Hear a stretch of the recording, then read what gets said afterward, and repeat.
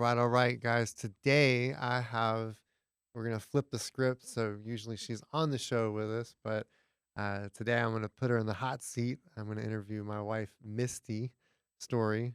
Not only is she my wife, but she also owns and operates Story Property Management.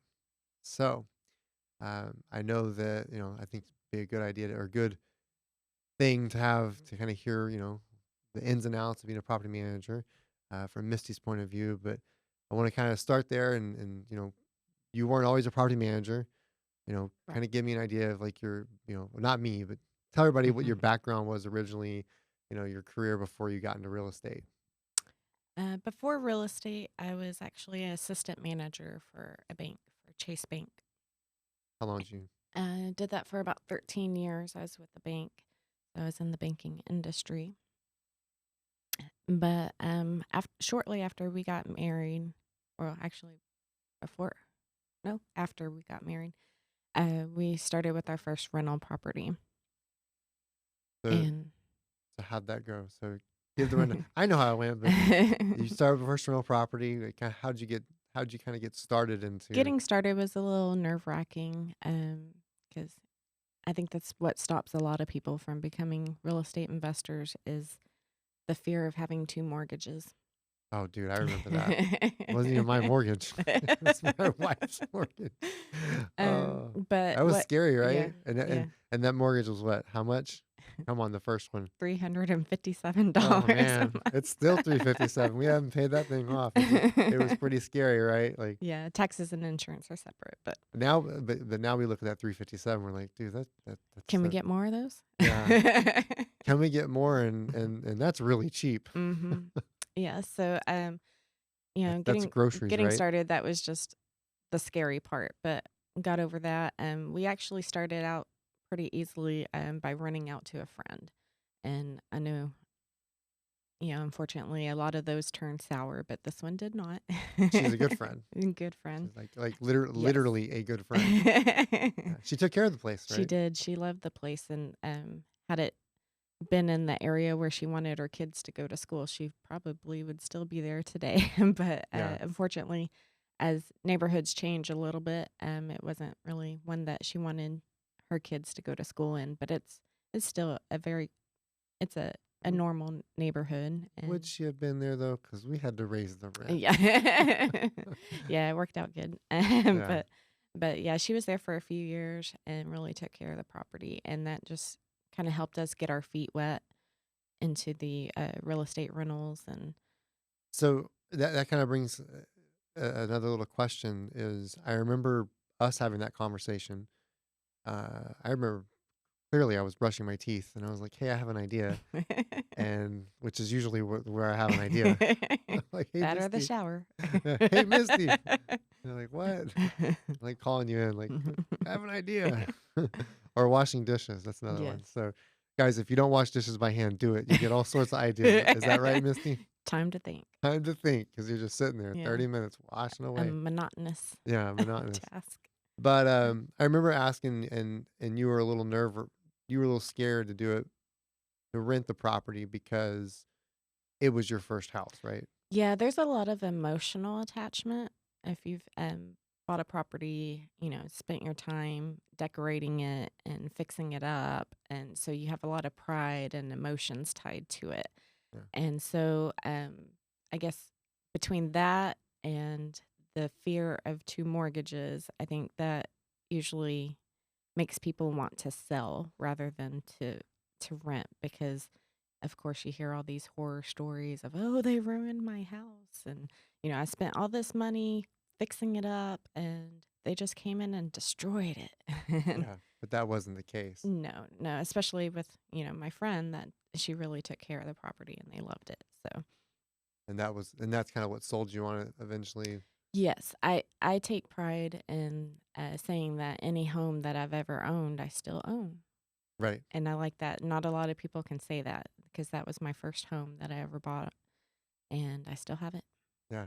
Yeah, you can and it's weird walking back in there, right? I Yeah. mean, we haven't walked in there for years, but the times that we have, because that was the home that when I met you, that's where, I moved in and we got together.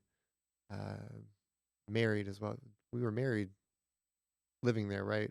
Yes. We Man, moved out probably 8 months after we yeah, got married. man, times I don't even it's going by so fast. So you you leased it out. And I remember the process, but I'd like to hear your take of everything. What you hired a property manager. Can I talk about that for a second? Yeah, so Eventually, when I had it leased to my friend, I did not have a property manager. I just did it myself. Helped me get my feet wet, and everything worked out great. But once she moved out, I was a little skeptical about handling it myself. So we did hire. Well, actually, we thought about selling it at a point, but we decided to keep oh, it. you did put it on the market. Yeah, we. For how much? Here's the fun one. So I bought the Drum roll. property for $47,500 back in 2004, and we are trying to sell it because, of course, that time was 2009, It I was think 10. It was 2010. 2010. That um, we contemplated selling it, and I Hold on, think. wait a minute.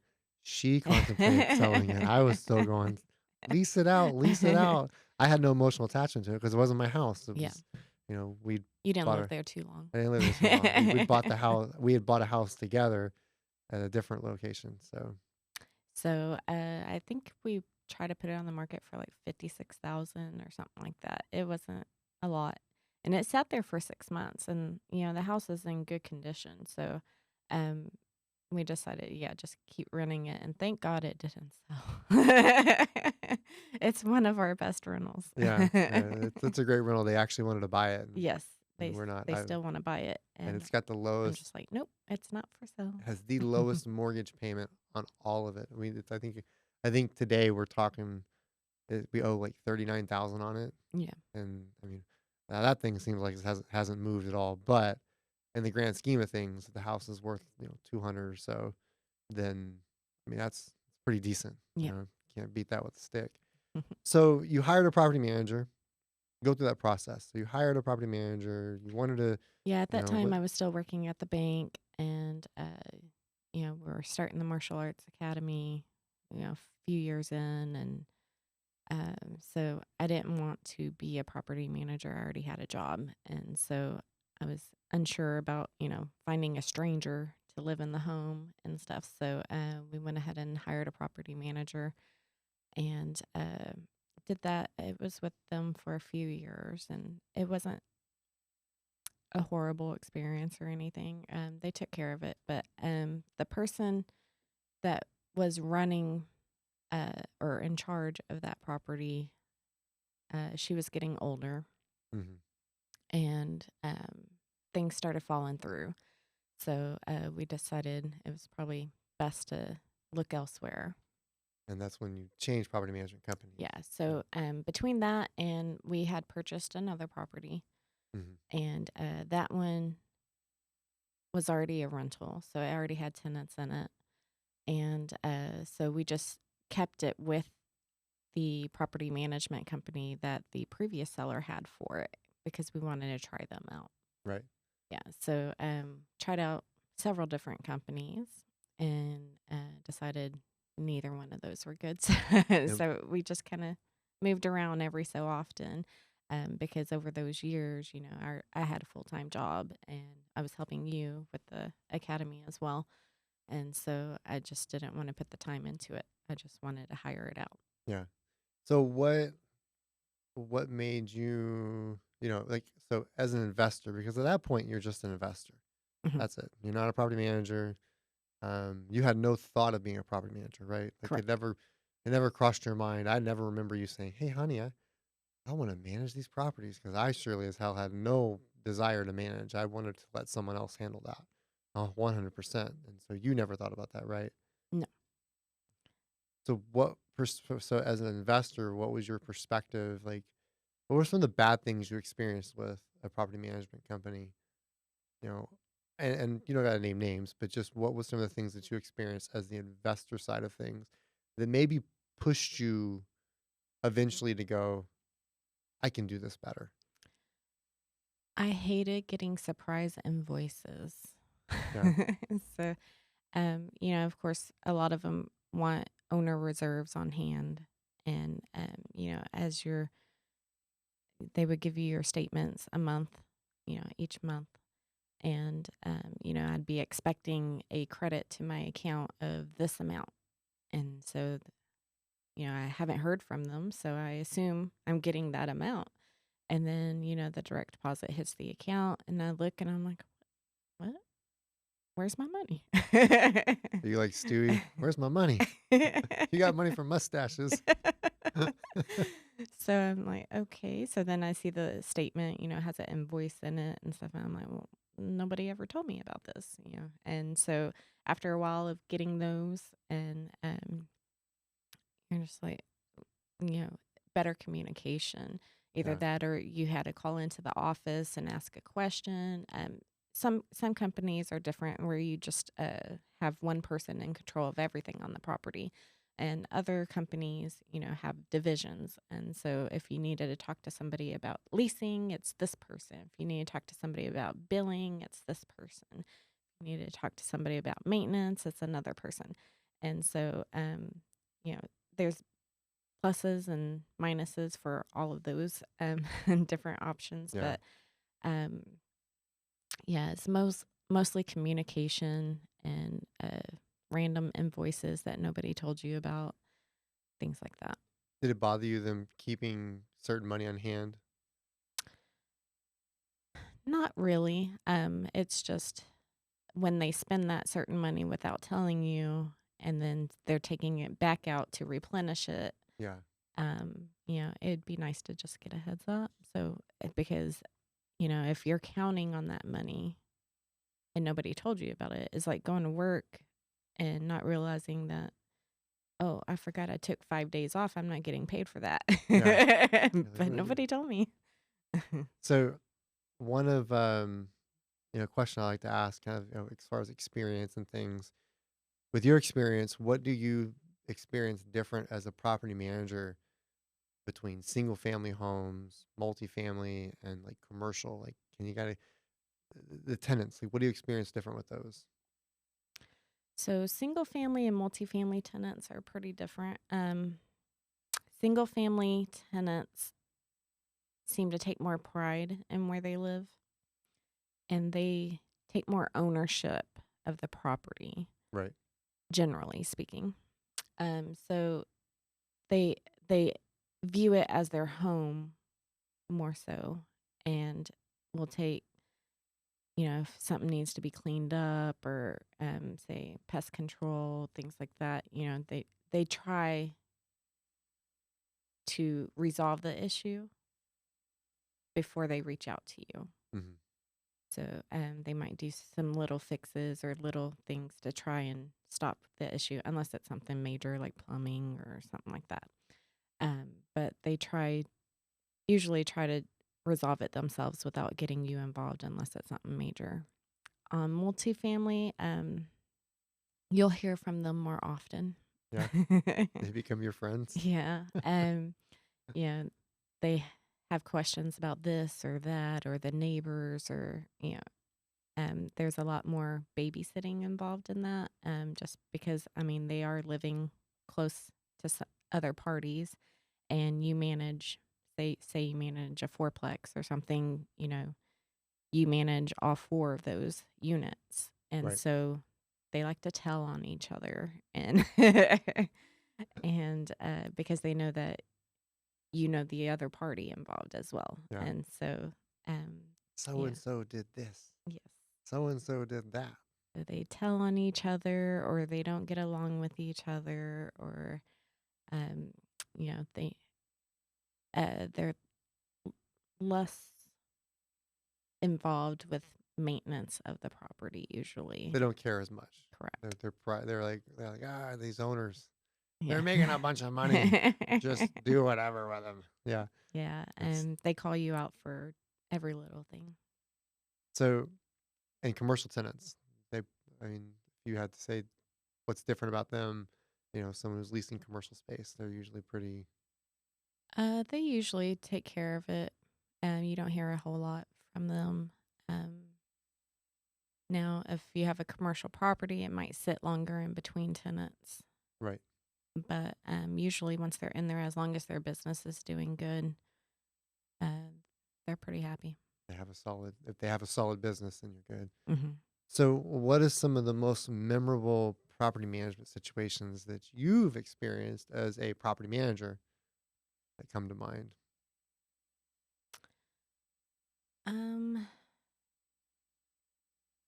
Dealing with other property management companies or dealing with No, tenants you as or yeah, you as a not management companies, but you as a property manager. What's one of the most memorable situations you've had to go through, whether it was with one of the single families or multifamily or some or commercial, whatever situation. Like what comes to mind? Something that's like, man, that was kind of wild, or that was crazy. Like, what's something that you have come across?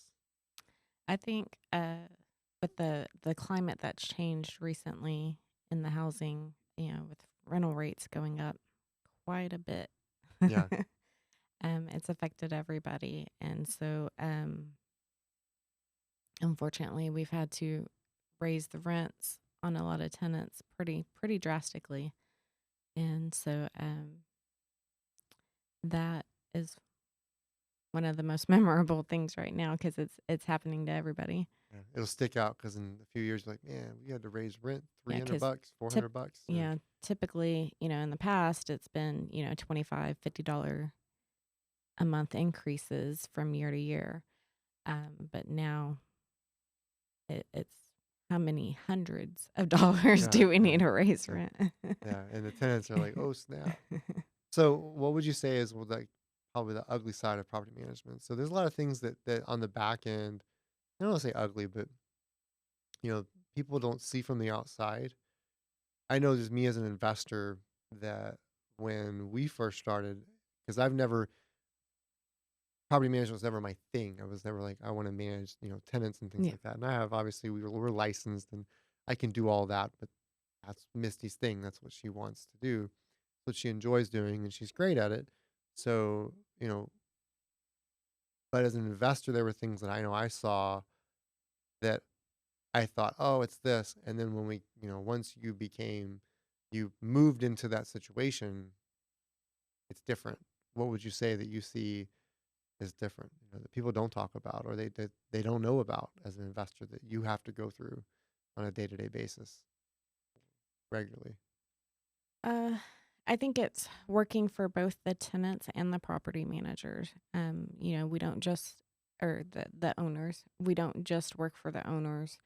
We also have to, provide a service to the tenants as well. So we're kind of the middleman. Two clients. Yeah. And so, as an owner, you hire a property management company, and you think I hired them, they work for me. Yes, they do, but they also have to work for that tenant as well. So there's kind of a two-sided loyalty, I guess. You're Um, not one side. You're not walking yeah. in saying, "All right, I'm the property manager. We're cleaning this up. You're going to handle this or get out." Because if you, well, we were talking about on the way here, if you level one leadership them and tell them, well, you know, I'm the manager, then they do what? They end up the tenant doesn't take care of the place, right? Hmm. Yeah.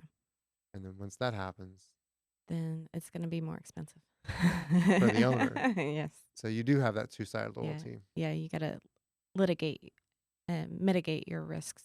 Yeah. And And so yeah. that's the biggest thing. That makes sense. You're two-sided loyalty because if you want to advocate for the property owner Hmm. and advocate for the tenant. Yes. And so that is something that you see that's faulty at times with people. Maybe they just advocate for the owner and that's it. And then it makes it harder because now that they're having to change over tenants. Yes. And I've felt that as a owner when we had a property management company as well. It seemed like they were advocating more for the tenant than Mm. for the owner, and with a certain situation. And I had to take a step back and be like, well, hold on now. let's think this through to where it benefits both parties and not just one or the other. And so that was one of the turning points for me as like I'm being this involved and I'm getting this feeling as an owner from a property management company that I don't think I should, have to deal with. So Mhm. that was one of the turning points for me to, you know what, I think I need to do this myself.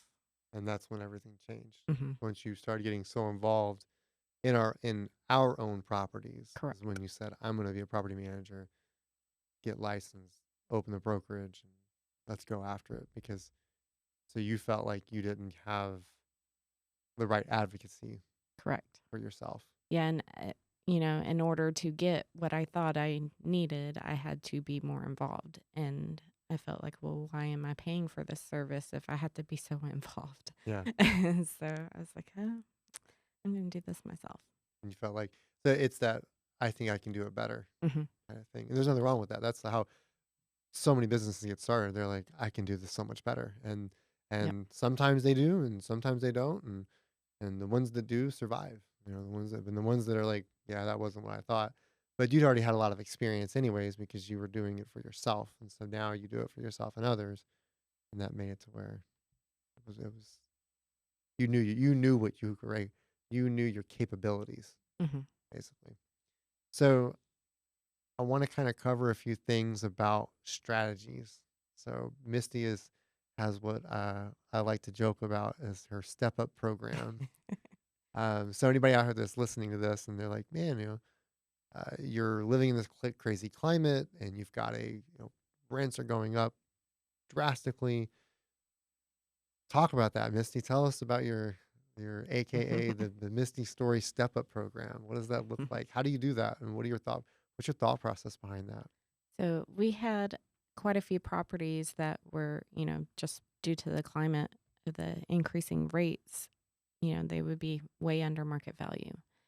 And I I try to look at it on the side of the tenant, and the landlord brings you a note and says, "Hey, in 30 days your rent is going to go up $500." And it That's really is the climate. yeah, that's crazy. So I as long as it's a tenant that you like, is maintaining the property and that you wouldn't mind them sticking around. And that way you don't have to go through the expense of renovating the unit and sitting on a month or two of vacancy. If it makes sense to keep them in the property, then let's keep them in the property. So I try to look at it as you're doing, what's best for the landlord and what's best for the tenant. And you're trying to find that middle ground. So, for the landlord, of course, they want to maximize rents. All day long, every day. But they also don't want to have to turn over a unit and That sit on too. that vacancy and pour more money into the property. Can I get an amen on that? On the tenant side, they don't want to increase in rent naturally. But there comes a point where you have to accept that it's going to go up. So, what's best? Well, you're going to take a look around what's available in that area for a similar property. Okay. And then what's involved in moving? You have the cost of moving your stuff, whether it's time that you do it yourself or it's money that you're paying somebody else to move for you. So your friends have a truck and you wanna spend the effort. And then, there's the extra cost if you had to put a new security deposit down, Yeah. because you won't get your existing security deposit back. If you do get it back, if you get it, it'll be at least 30 days from the time you move. So you need that money up front for a new place. And then you got to transfer utilities, which usually there's some cost involved there. And of course, you got to do the change of address and update everything, which is a lot of time. And, of course, pack and all that. So there's a lot of time and money wasted when moving. Complete pain in the behind, right? Is a pain in the ass. So then you do a step-up lease. So So, yes, I offer a step up lease. Generally, give them at least 45 days notice. This is what market rent is in the area now. Hit them with that big number. Call that the sticker shock, right? Oh my Yes. gosh! Or the what was it? Was it Bill Bronchek was like when they show you the number, you gotta be like, If you don't gasp. yeah, yeah, $1,800. You gotta hit them with that. That they're like, so then you hit them 45 days with the Yeah. big number. Yeah, let them know what market rent is and let them know, "Hey, I understand this is a big leap from where you are now." Um, but also taxes, property taxes have really increased, insurance has increased, cost of living has increased, and everything's increased. So you have to help, the rent from this property has to help cover its expenses. Right. So, what we'd like to offer you, and I give them several options. So, and there's a month to month option, which is, a couple $100 more. It's more towards the high end of market rent. Right. Almost top of market Yeah, rent, pretty much. or even a little over. Yeah, because you don't want somebody really on month to month. It's really there to discourage that. Because you want to know that they're going to be there for a while, especially if it's getting towards the winter months. Right. You don't want month to month. You want somebody in there that's going to have the utilities on and taking care of the property over the winter so it doesn't freeze or cause issues and things like that. That's gold. People don't think about that. They're just like, oh, whatever. But yeah. Yeah. So, and then there's better seasons, that are better for leasing and things like that. So you don't want it sitting over Christmas with nobody in it. But so there's a month to month option. There's the sign up now for the 12-month lease that will begin, 45 days later, which is a kind of towards the lower end of the market rent range. And it's just like, okay, if you want to go directly into that, then that's your price. Um, and that's usually quite a big jump in this day and age, Yeah. how rents are going. And then I have the step up option. So, of course, this is what market rent is now. This is where you are now. And that's quite a big leap. So, to help you get there, we're going to step it up gradually. And so, I usually, depending on how big that jump is, I can break it down into just one staged amount that goes from where they are currently to this temporary amount and then up to where they need to be. Or if it's an even bigger jump, sometimes I do two spots in between. So then it goes from this to this for 2 months, and then the next 2 months it'll go to this, and then the final 8 months will be at this rate. You've seen some good success with that. I have, yeah. You've raised the It, rents. it gives people enough notice to plan for it. And And so they can, cut out certain expenses that they've been using if they need to accommodate to that new rent amount. So one of the rents that you jumped up was, what was it? It was 850 is what they were. Yeah. So they were paying $850, and we Stepped them up. and yeah, market rent in the area is like $1,500. That's quite a big raise. So, and they'd been in that property for 10 years. And so, of course, the owner doesn't want to do a whole remodel. That's going to be a lot of money. Mhm. So, and they're happy there. They love it there. They built their life there. So, we offer them step up lease. So we gradually raised it. And on that one, since it was a bigger jump in between, we did stage it up twice. Right. And so, And they went from 850 to, I can't remember offhand, but I think it went from 850 to 1,050, and then 1,050 to like 1,250 or something like that. And then now they're at 1,465, and they're about to go up now because it's almost been their full 12 months of being there. brought them back So, up, so it's basically. going to go up again. But yeah, usually with those options, if they go directly into the new amount, that amount is lower than the step up final amount. Gotcha. It's going to cost them more, in the end to do the step up, but it gives them that time to get there.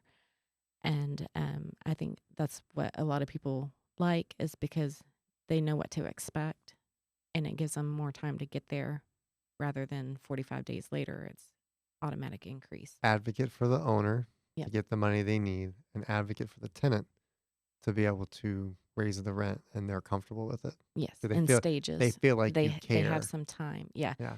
Yeah. They That's feel like you as exactly. a manager or the owner, they're like, okay, these guys, you're reasonable, I'm reasonable, Yes. we're reasonable, let's do it. And we actually do want them to take the step up route if possible, because that amount, like I said, is going to be bigger. It's going to be a larger amount At when the they get end. to the end than it is going directly into the new amount. So that sets you up for the following year because, say, instead of 1,400, if they would have went directly into the other amount we offered, they're at 1,475 now. Right. And so you can just continue to increase from there. It's easier to Yep. increase. No, you don't have to, Not as big of a jump the next yeah, year. you don't have to step up again. So where do you spend most of your time as a property manager? Where do you spend most of your efforts? uh, that depends on if we have a lot of renewals and things coming vacant, and um, but a lot of it's spent on maintenance. Maintenance and scheduling.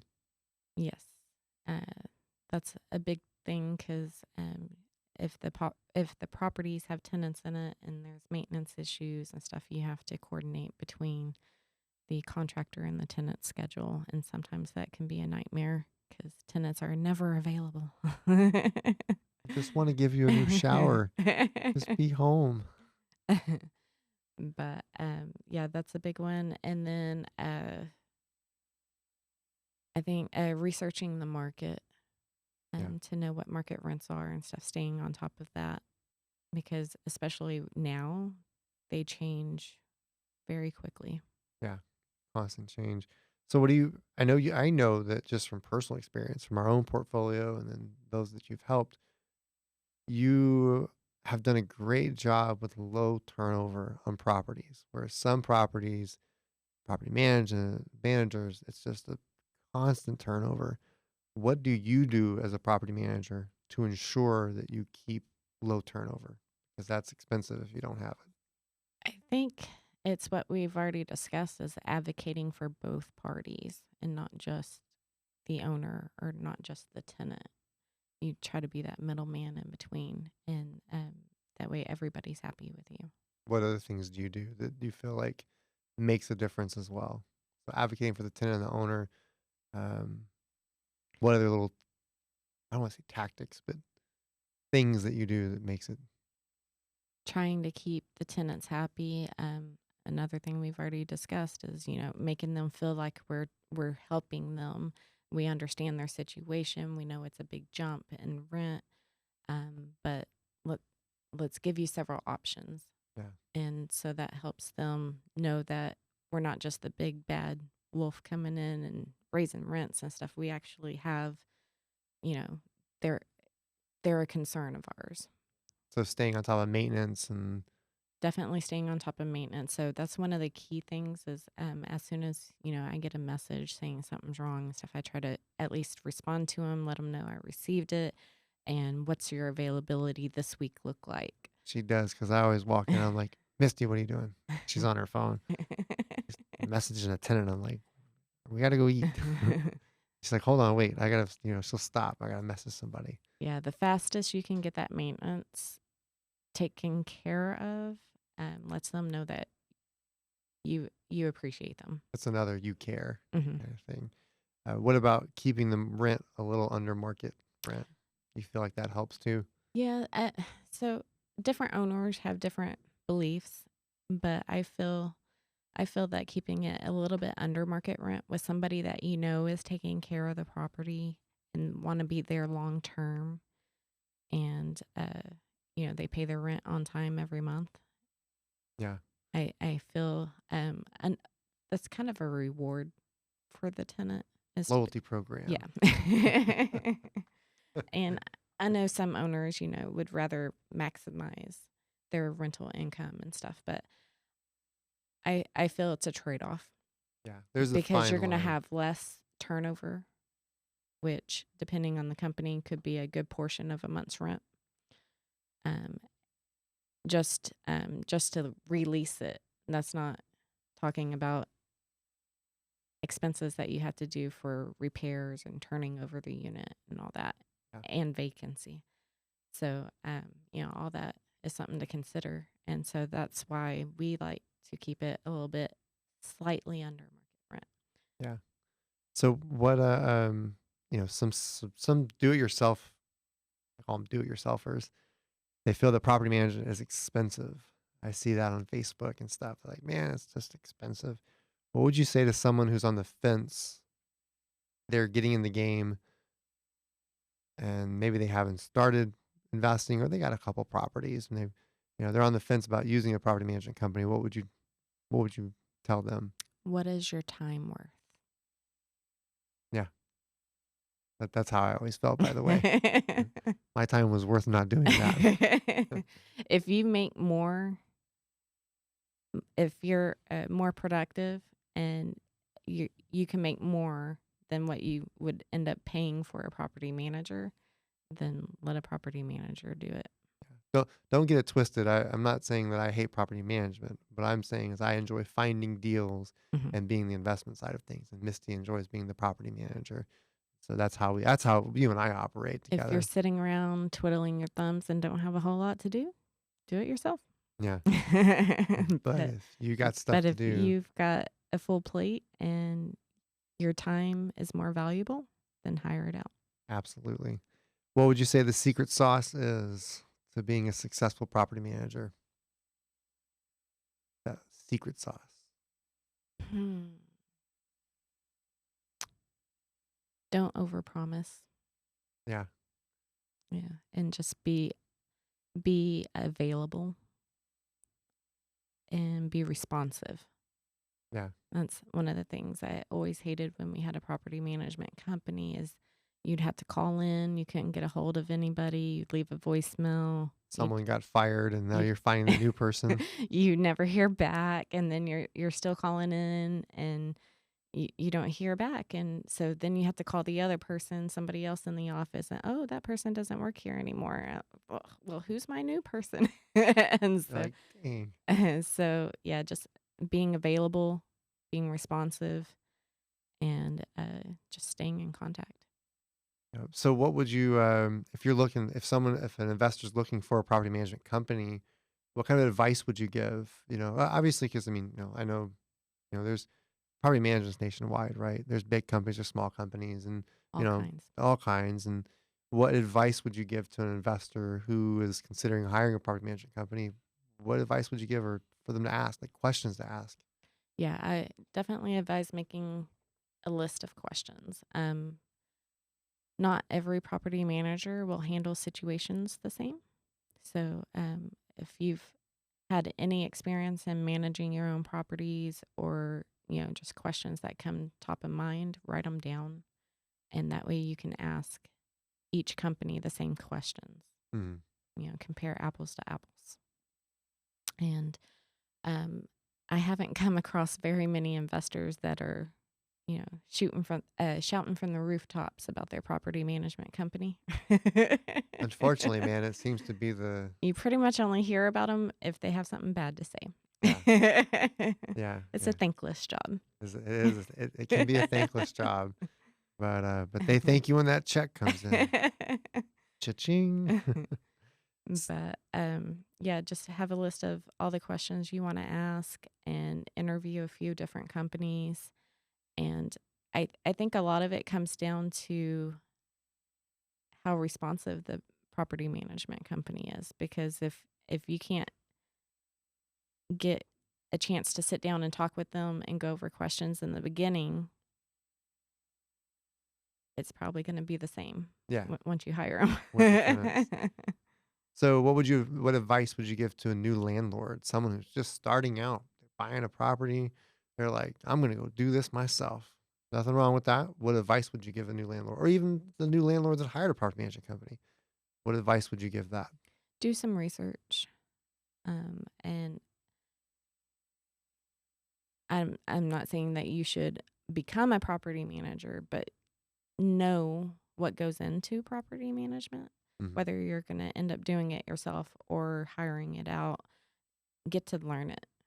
Yeah. Yeah. And so that's what we did in the beginning is we hired it out because of, we didn't know it, but that's basically your experience, your education on it is ask questions, learn it from the property management company, and uh, do your own research as well.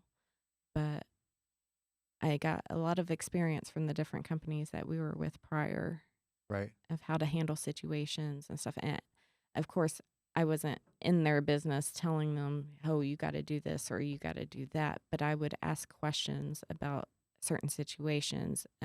Why are you doing this? And just to get more of an explanation or, their feedback or uh, what their thought process was with the situation. Yeah. Little did they know they were teaching you. They were giving Yeah. you some assistance. Yep. So, well, man, I appreciate you letting me interview you. I know you're not the most talkative of the bunch. Missy, I have all these conversations a lot uh, on a pretty regular basis. So, but yeah, definitely great insight as far as property management company. If you're out there and you're new to the game or you're getting involved and you are, you look for property management company. Do your due diligence, do your homework. Misty, I think, gave some great advice. Step up lease are great. I love those things. They're some of my favorite. Misty still teaches me a lot about property management because again, we have our own areas. I like to look for deals, find deals, make offers on deals. Offers are free, and Misty loves to manage. She's good at that. Yeah, So and with all those options we give them for renewals, step up option almost always almost always. wins. All right, guys, that's it for today. Misty, thank you very much, and we'll catch you guys next time.